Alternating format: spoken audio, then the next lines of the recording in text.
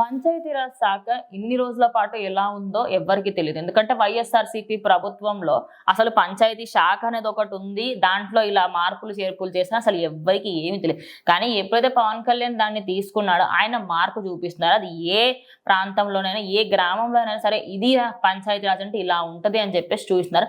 మరి ఇప్పుడు ఆయన అక్కడ ఏమేమి మార్పులు చేర్పులు తీసుకొస్తున్నారు అనుకోవచ్చు? సో ఖచ్చితంగా గత 5 ఏళ్ల ప్రభుత్వంలో పంచాయతీలు అనేవి ఉన్నాయని కూడా చాలా మంది మర్చిపోయారు. అంటే ఒకప్పుడు పంచాయతీ అంటే ఏంటంటే దానిలో ఆ జిల్లాకి ఆ గ్రామానికి సంబంధించిన కార్యకలాపాలన్నీ దాంట్లో చూస్తూ దాన్ని ఎవరైతే మానిటరింగ్ చేస్తారో వాళ్ళంతా కూర్చుని పని చేసుకుంటూ ఆ గ్రామానికి కావాల్సిన అన్ని కూడా సమకూరుస్తారు అనమాట. అయితే అవన్నీ తీసేసి ఈయన ఏదో పెద్ద ఒక డిక్టేటర్ లాగా ఒక ఇదిలాగా జగన్ రెడ్డి గారు ఆయన ఏం చేశారంటే సచివాలయాలను నిర్మించారనమాట. ఇప్పుడు సచివాలయాలు అనేది అసలు ఎక్కడ పాలసీ, ఏ గ్రామంలో ఎక్కడ ఏదైనా దేశంలో ఎక్కడ చూశాడు, ఏ రాష్ట్రంలో చూశాడు, సో ఎందుకు క్రియేట్ చేశాడు, దానివల్ల ఆయనకు వచ్చిన బెనిఫిట్ ఏంటనేది ఆయనకే తెలియాలి. సో సచివాలయాల వల్ల ఎవరికి ఉపయోగం లేదు. అందులో ఈ ఎవరైతే వాలంటీర్లు ఉంటారో వాళ్ళందరూ మేపడానికి సరిపోయినాయి తప్ప ఆ సచివాలయాల్లో జరిగిన ఒక్కటంటే ఒక మేలు లేదు, ఒకటంటే ఒక లాభం లేదు.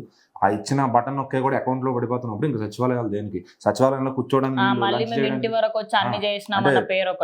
ఈ వాలంటీర్లు ఫస్ట్ తారీఖు జీతం ఇచ్చి మిగిలిన 30 రోజులు అందులో వీడియో గేమ్స్ ఆడుకోవడానికి, పబ్జీ ఆడుకోవడానికి సరిపోయింది అనమాట ఆ సచివాలయాలు అనేవి.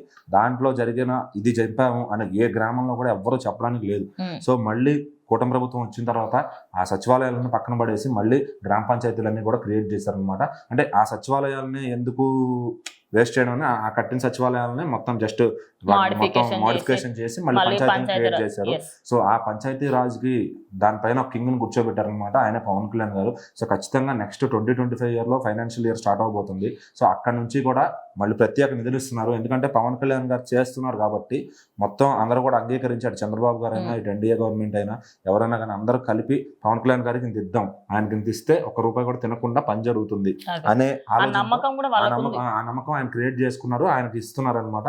సో ఖచ్చితంగా వచ్చే పంచాయతీరాజ్ నిధులని ఆయన పార్టీ వాళ్ళని కూడా తినకుండా ప్రతిదీ లెక్క ఆయన చెప్తూ ఎప్పటికప్పుడు దానిపైన సమీక్ష మీటింగులు పెట్టుకుంటూ అది ఎలా వెళ్తున్నాయి కూడా ఆయన చూసుకుని ఎలా పంపించాలో కూడా ఆయన ఆలోచించి సో ఫస్ట్ ఆ రోడ్లు అయితే గ్రామాల్లో బాగాలేదని చెప్పి వచ్చి రాగానే రోడ్ల మీద పడ్డారు. దానికోసం 480 కోట్లు శాంక్షన్ చేయించుకుని ఏపీ రోడ్లు నేను మొన్న సంక్రాంతికి వెళ్తే ఖచ్చితంగా ప్రతి రోడ్డు కూడా అంటే ఆల్మోస్ట్ అయితే 90% ఫినిష్ అయింది, లేదంటే పోస్తున్నారు, లేదంటే ఫుల్ ఫినిష్ అయిపోయిన రోడ్లు కూడా ఉన్నాయి. అంటే నేను గత 5 ఏళ్లలో ఆ ఊళ్ళలో ఎట్లా అంటే ఆటోలు కదిలే ఆటోల్లో కానీ బండి మీద వెళ్తుంటే పంచర్లు పడిపోయాయి, మొత్తం రాళ్ళు గుచ్చుకుని గోతుల రోడ్లు, సగం రోడ్డు డ్యామేజ్ అయిపోవడం, ఒక లారీలు అయితే బోల్తా పడిపోయి. గుడివాడ అనే రోడ్డు ఉంటుంది మన కొడాలని రోడ్డు, ఆయన వెళ్ళే రోడ్డు కూడా సరిగ్గా వేసుకోవడం రాలా ఆయనకి. సో ఎందుకంటే ఆ రోడ్ మొత్తం బంపీగా ఉంటుంది అనమాట. అది ఎన్నిసార్లు వేసినా కూడా చాలా డ్యామేజ్డ్ రోడ్ అది. ఇంకోటి ఆయన ఆ నియోజకవర్గంలో ఉన్న ఆయన పట్టించుకోలేకపోయాడు. ఇప్పుడు ఆయన నియోజకవర్గం కాకపోయినా ఆయన మాత్రం ప్రతి ప్రాంతంలో అదొక 25 కిలోమీటర్ రోడ్ అన్నమాట. సో ఆయన సుమోలైనా ఆయన కార్లైనా ఒక ర్యాలీగా ఆ రోడ్ లోనే వెళ్తారు. విజయవాడ నుంచి ట్రావెల్ చేయడానికి అది ఒక మంచి రోడ్ అనమాట. సో ఆ రోడ్డుని ప్రాపర్ గా వేసుకోలేకపోయాడు గత 5 ఏళ్లలో. అప్పటికి మొన్నటి దాకా కూడా అలాగే బంపీలు ఉన్నాయి అనమాట.